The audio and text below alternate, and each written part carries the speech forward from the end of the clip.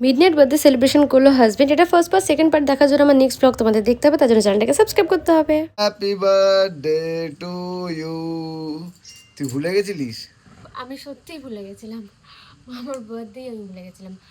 হ্যাঁ, এতটাই কাজের প্রেশার আর এমনই সিচুয়েশনে দুজনে রয়েছি যে এইসব নিয়ে থাকতে থাকতে আর নিজের বার্থডের কথাই আমি ভুলে গেছিলাম। তবে আমার মা বৌদি কিন্তু মনে রেখেছিল, তাই ওরা না বারবার আমাকে ডাকছিল এই বাড়িতে আসার জন্য, কিন্তু আমি ওদের সমস্ত প্ল্যানে জল ফেলে দিই, আমি যাইনি।